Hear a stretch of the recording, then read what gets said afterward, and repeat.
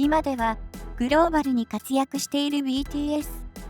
練習生から売れるまで、たくさんご飯を食べたくても難しかった時代があったことは、アーミーの皆さんは知っての通りかと思います。韓国アイドル特有の体型維持のため食べれないということもあったようですが、最初は事務所が小さかったこともあり、食べ盛りのメンバーはもらった食費で足りず、ご飯担当をしていたジンが自腹で調味料を買ったりしたこともありました。世界的アーティストになった現在はもちろん、食べたいものを制限なく食べれるようになったのですが、メンバーの中でジンは元からかなり裕福だとアーミーがわかるエピソードがたくさん出ています。今回はジンがお坊ちゃまだとわかる実家のエピソードなどを見ていきましょう。ジンはまるで王子様。もともと実家がお金持ちだと知られているジンはアーミーからよく王子様と言われることが多いですよね。ですが、普段そのビジュアルとはかけ離れた気さくな話し方や場を和ませようとして沈めてしまうこともある親父ギャグを飛ばしたりとにかく容姿からは想像ができないようなお茶目な姿を見せてくれます。しかし、MV 撮影やフォト撮影などで衣装をまといポーズをとったジンは気品があり、まるで王子様のよう。その姿を見たジン推しやアーミーから王子様みたい少女漫画の王子様と言われていました。小さい時に母親からテレビを見る時に姿勢が良くないと見せてもらえなかったという出来事を話していた通り、番組などで見かけるジンの姿勢は一人だけ常によく育ちの良さが出ているなどと話題になります。そんなワールドワイドハンサムで王子様のようなルックスのジンですが、家ではお兄さんに勝てなかったようでした。ジンよりお兄さんの方が当時ハンサムだったのか、学生時代ファンクラブもあり、優等生で背もジンより高く、お兄さんの方がお母さんによく褒められていたそうです。よく自分からジンはナルシストな発言をしますが、アーミーから容姿を褒められると照れてしまう謙虚な姿を見せていますよね。このことからジンは自分のことをハンサムと言ったりしますが、営業トークだと分かってしまいます。容姿もよく実家も裕福であり、ご両親の厳しいしつけで育ったおかげで、ジンはまさに現代の王子様そのものですね。ジンの父親は CEO。ジンのお父さんは韓国の大企業のサムスン電子と取引をしていて、ドイツに本社がある大企業の韓国支社の CEO のようでした。2018年の BTS ワールドツアー Love Yourself のベルリンでのコンサートで、ドイツは特別な国。父親の会社がドイツにあるので、小さい時からドイツの話を聞いていたなどと話したエピソードもあります。今までドイツに住んでいたという話はないので、話をしていた頃は CEO として韓国支社で働かれていたことは間違いがなさそうですが、現在ジンのお父さんがどのような立場にいらっしゃるかは分かりません。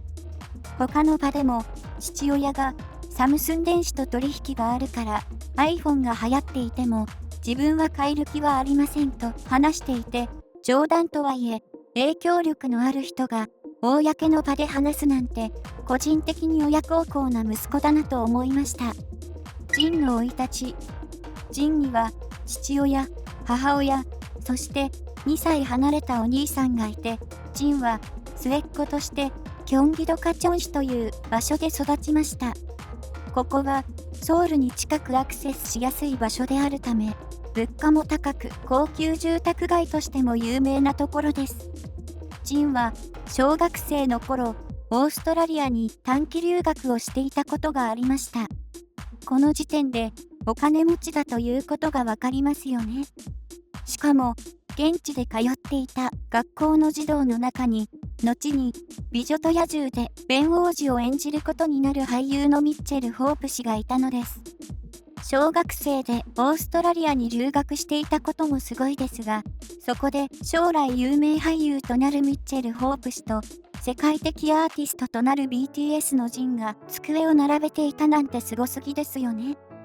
ですが、ジンは英語の力はつかなかったのか、語学留学していたことは自らは話していなく、当時の写真が残っていたため、アーミーに知られることとなりました。その他にも、ジンは家族でいろいろな国へ旅行したり、スキー、テニス、ゴルフ、水泳なども経験させてもらったと語っています。中学2年生の頃には、少女時代、東方神起など有名なアーティストが所属している SN エンターテイメントからスカウトされたことがあると話しているジンですが、この時は詐欺と勘違いし断ったのは、アーミーの皆さんには有名な話ですよね。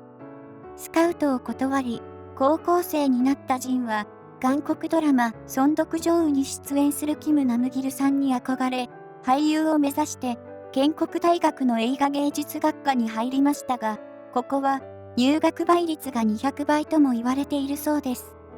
今度は、大学に通学中ビッグヒットから声をかけられ、俳優ではなくアーティストを目指すことになったのでした。このエピソードから、どちらにしても、ワールドワイドハンサムを誰も放っておくはずがないことが分かりましたし、頭もすごく良いということが判明したことで、ますます火の打ちどころがないことが分かりましたよね。